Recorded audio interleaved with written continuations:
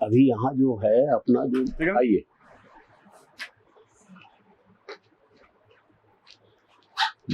Thank you. कहाँ रहते हैं आप? मैं वर्तमान में सर महू में रहता हूँ, डॉक्टर अंबेडकर नगर। अच्छा, और वैसे रहने वाले कहाँ के हैं? मैं मूल रूप से बुरहानपुर जिले का रहना हूँ, रहने वाला हूँ। नेपाल नगर? सर नेपाल नगर कब छोड़ दिए? सॉरी सर, मुझे नेपाल नगर कब तक के थे या अभी टेम्परेरी यहाँ रहते हो? महू में यहाँ पे रहता हूँ मैं मूल रूप से तहसील नेपाल नगर, जिला बुरहानपुर का रहने वाला हूँ। नेपाल नगर क्या विशेषता है? नेपाल नगर में एक कागज, अखबारी कागज अभी चालू है वो? अभी हाँ सर, वर्तमान में चालू है। आपने अपना फॉर्म भर दिया इसका? किस किस पद को लेना चाहते हैं? फॉर्म हो रहे थे, अभी अब नहीं भरा जाएगा सर, इसके बाद ही भरा जाएगा। वहाँ पर 18 तारीख के बाद भराया। आप तो सोचा क्या है, क्या बनने के लिए, क्या क्या बनना चाहते हैं? सर फिलहाल तो मैं जो मेरे लिए जो आरक्षित पद है उसी के मैं प्रयत्न कर रहा हूँ फिलहाल तो। कौन कौन सा पद आरक्षित है? नायब तहसीलदार, सीटीआई और मध्य प्रदेश अधीनस्थ सेवाएं। मध्य प्रदेश सेवा ही तो नायब तहसीलदार कहलाता है। लेखा सेवा है। अच्छा, लेखा सेवा। सर डिप्टी कलेक्टर के लिए योग्य नहीं है क्या? एक्चुअली सर मैं भूतपूर्व सैनिक हूँ, तो मेरे लिए आरक्षित अलग से है। तो सिलेक्शन अगर उसमें हो गया डिप्टी कलेक्टर में तो मिलेगा कि नहीं? नहीं, जब भरा नहीं तो कहाँ से? भरे नहीं आप अभी भरा नहीं, वरीयता क्रम अभी पूछा ही नहीं गया है। क्या है कि सबका अलग अलग आरक्षित पद होता है, तो डिप्टी कलेक्टर भूतपूर्व सैनिक के लिए आरक्षित नहीं है, इनके लिए आरक्षित। सेकंड के अगर यदि नंबर आता है तो फिर ऐसा क्यों बोल रहे हो हमने आरक्षित नहीं? एक्चुअली सर मुझे पता है, मुझे अगर मेंस में ये नहीं ये तो तरीका नहीं है।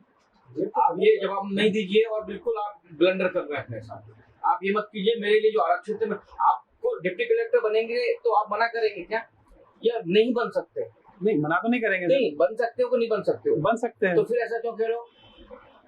चलिए, वो चाहता है कि मैं इसी पद पे रहूं। एक्चुअली सर आरक्षित पद के लिए मैं कैसा भरा जाए, फिर उसको वरीयता क्रम में कैसा भरा जाए?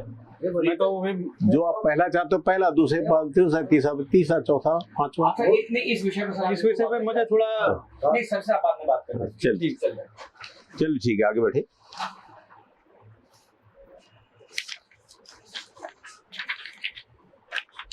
आपने ये आप पिछले आपकी अच्छा भूतपूर्व सैनिक, आप कहाँ थे आप? मतलब 20 सितंबर 2002 को सेना में कोर ऑफ सिग्नल्स में भर्ती हुआ था। इसके दौरान ही मैंने स्नातक किया और diploma in electronic and communication engineering Mhow से डिप्लोमा किया है। अब आप रिटायर्ड हो गए? मैं हाँ 16 साल 4 महीने के बाद में रिटायर्ड हो गया। तो अभी भी किसी सर्विस में है? हाँ सर, मैं अभी आयसर में सिक्योरिटी में। Very good. आपने इतिहास पढ़ा है और साथ में आपकी एक हॉबी दूसरी इसमें खाना बनाने में रुचि। सर खाना बनाने में रुचि हॉबी कैसे हो सकती है? क्या खाना ऐसा है जो हॉबी का काम है भाई? कैसे हॉबी है ये सब करो? हॉबी से इन द सेंस जैसे क्या बना लेते हो तुम? ऐसा मतलब जब किसी को मतलब खिलाने में और क्या बना लेते हो? सर मैं भारतीय व्यंजन ही बनाता हूँ। दाल चावल सब्जी। चावल उसमें हॉबी है? चावल बनाने में क्या हॉबी? नहीं, चावल बनाने में कोई हॉबी नहीं है सर। मुझे मेरे द्वारा बनाया गया जो व्यंजन है वो खाते हैं और उनको अच्छा लगता है, वो मेरी सराहना करते हैं तो मुझे संतुष्टि मिलती है। चलिए अच्छी बात है, अच्छी बात है sir.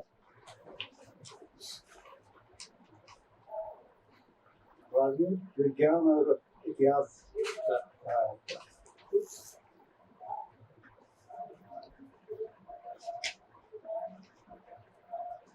Father of political science कहा जाता है अरस्तु। क्यों कहा जाता है? सर इन्होंने सर्वप्रथम मतलब राज्य की मतलब अवधारणा दी है और उसमें कैसे मतलब ये होना चाहिए, शासन होना चाहिए, इसलिए उन्हें कहा जाता है। रूसों का कॉमनवेल्थ पढ़ा था, सामान्य? सॉरी सर, नहीं पढ़ा है सर, पर देखूंगा सर, पढ़ा तो नहीं मैंने पत्राचार के माध्यम से किया है सर, तो इतना नहीं ये फिर आप गलत बात कर रहे हो। आप अपनी सुरक्षा के लिए ऐसे वक्तव्य मत दीजिए जो खराब हो। पत्राचार के माध्यम से आपने पढ़ा इसलिए आपने रूसो को नहीं पढ़ा, ये गलत बात है सर, सॉरी। आप पत्राचार से किए हैं, कहाँ से किए हैं, किस उम्र में आप इस पद के योग्य पाए गए, इसीलिए आपका इंटरव्यू डाला है। सर अलाउद्दीन की मार्केट पॉलिसी बताइए। अलाउद्दीन के मार्केट पॉलिसी सर, इसमें अलाउद्दीन ने बाजार प्रणाली में सुधार किया था। इन्होंने मतलब निरीक्षण के लिए जो बाजार में एक तालिका भी बनाई थी और निरीक्षण के लिए कुछ अधिकारी का भी नियुक्ति की थी, और अगर यदि कोई मतलब भ्रष्टाचार करता था तो उसमें सजा का भी प्रावधान था।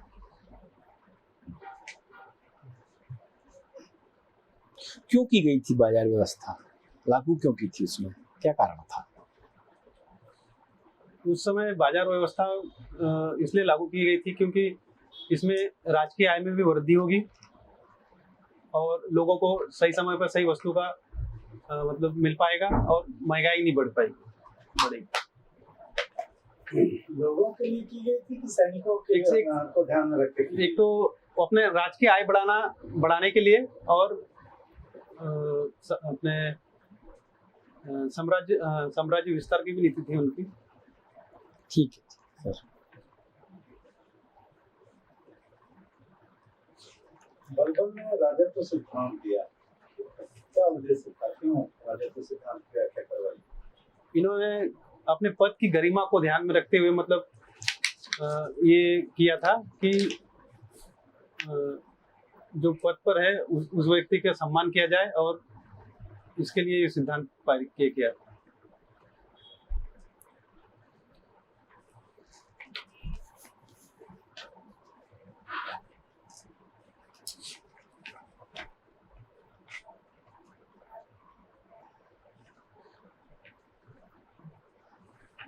तो आप क्यों बनना चाहते हैं आप डिप्टी कलेक्टर? अब मैं डिप्टी कलेक्टर ही कहूँगा, आप क्यों बनना चाहते हैं बताइए। सर मैं जिस तरह से एक सैनिक होने के नाते एक अपना राष्ट्र सेवा की है, उसी के तर्ज पर मैं प्रत्यक्ष रूप से तो नहीं कर पाया, जैसे लोगों के नागरिकों का सेवा में प्रत्यक्ष रूप से नहीं कर पाया, और सामाजिक संबंधों से मैं लगभग दूर ही रहा। तो अब मैं समाज से जुड़ना चाहता हूँ और उनके लिए जो प्रत्यक्ष अपने प्रयत्न करके उनके मतलब ये कर सकता हूँ। CTI की भी भरी है आपने? अभी कमर्शियल टैक्स इंस्पेक्टर की भी पोस्ट भरेंगे सर। क्या कमर्शियल टैक्स क्या काम करता है? जो कमर्शियल टैक्स इंस्पेक्टर, जिसके अंतर्गत जो वाणिज्य व्यापार है उनसे GST और कमर्शियल टैक्स में क्या अंतर है? सॉरी सर, GST सुना है? हाँ, GST क्या है GST? Goods and service tax. तो कमर्शियल आपका जो पद है कमर्शियल टैक्स इंस्पेक्टर, वो GST से जुड़ा हुआ है क्या? सर जुड़ा हुआ है। तो आप कमर्शियल टैक्स को GST बोलते हैं, ऐसा ठीक है? ठीक। तो ये GST किस तरह का टैक्स है, प्रत्यक्ष कर है या अप्रत्यक्ष कर है? गुड्स एंड सर्विस टैक्स प्रत्यक्ष कर है या इनकम टैक्स कैसा है? प्रत्यक्ष कर। और ये GST कैसा है?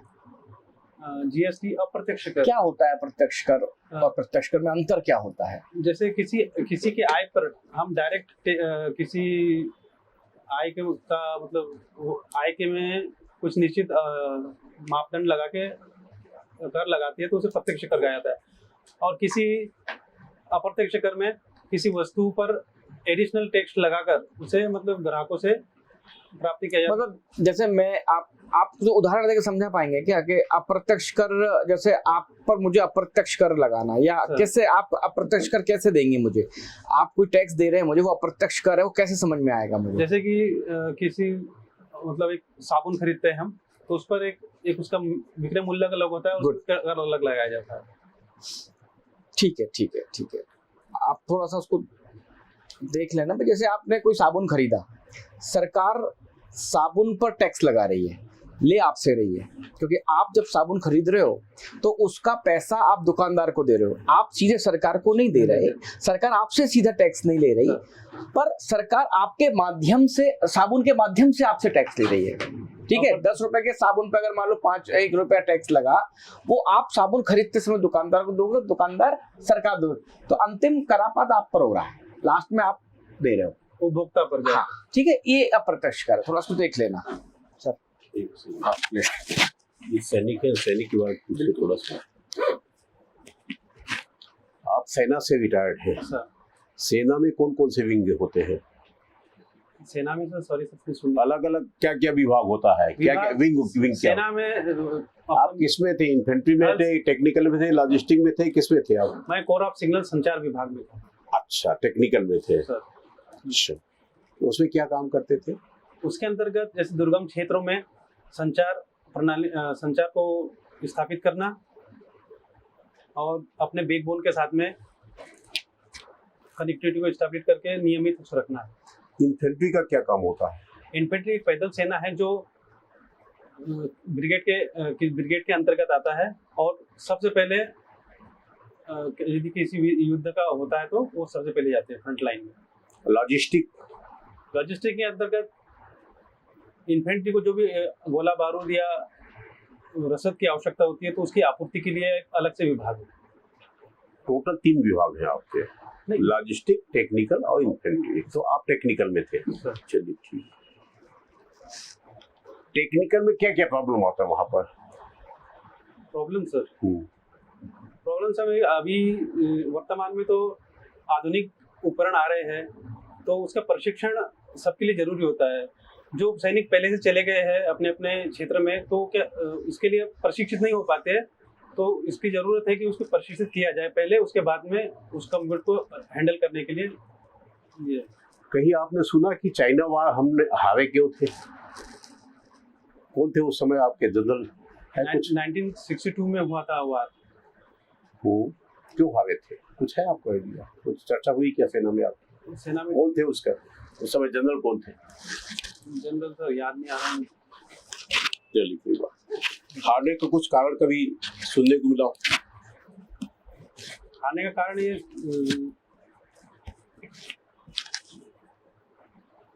सॉरी सर याद नहीं आता रहा, देख पढ़ूंगा। 1962 में आप पढ़ना उसको, क्या चूंकि सैनिक हो आप, एक्स सर्विस में हो, तो सेना संबंधी आपसे प्रश्न पूछे जाएंगे। 1962 का जो हम हारे थे तो उसमें विभिन्न कारणों में एक सबसे बड़ा कारण ये था, उस समय जो जनरल थे वो लॉजिस्टिक विंग से थे।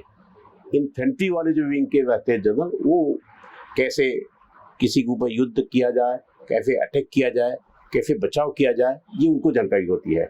और लॉजिस्टिक वालों को जैसे आपने कहा, जो अच्छा सामग्री खरीद के वहाँ उपलब्ध कराने की जिम्मेदारी, तो ये इस विंग के जनरल थे जिसके कारण हम युद्ध हार गए थे। और वो जो है पंडित जवाहरलाल नेहरू के खास आदमी थे, तो खास आदमी को उनका जनरल बना दिया जिसके कारण हार गए।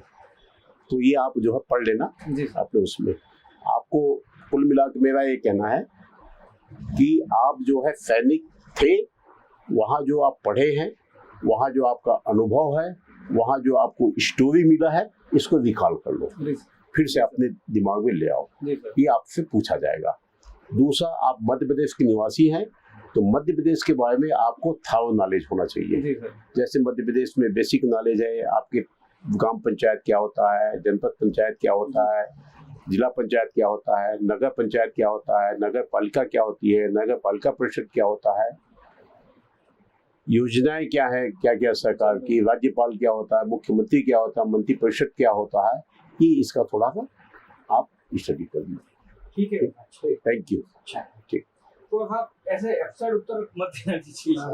अभी देखो कभी भी अपनी कमजोरी नहीं बताना है, इसीलिए मैं सॉरी कर लो बस, कुछ मतलब मार्गदर्शन मिल जाए। ठीक, तो हम लोग मार्गदर्शन के लिए बैठे, कोई बात नहीं, हम लोग इसीलिए। एक तो सेना से, तो सेना वालों से ज्यादा इतना पूछते नहीं, ठीक है ना? तो ये मत कहना कि ये नहीं, हम सॉरी बोल देना चाहिए, मैंने उससे किया था, उससे किया था, मुझे नहीं आता है, उस पर दोष मत दो, उसका दोष उस क्योंकि फिर तो ओपन वाले सब बेकार हो गए। अच्छा नहीं, ठीक है, अच्छा आप थोड़ा तैयारी, सर ने जो बोला वैसे तैयारी कर लो, फिर गाइडेंस ले लेना कभी समय मिले। आप भी दे दो, हम एक नंबर दे देंगे, वो फौजी है, नया तहसीलदार है, नेपालपुर में है, ठीक है ना? ये ले लेना आपसे नंबर, इसी बात पे। ठीक है, थैंक यू। अच्छा है, गो अहेड। नमस्कार।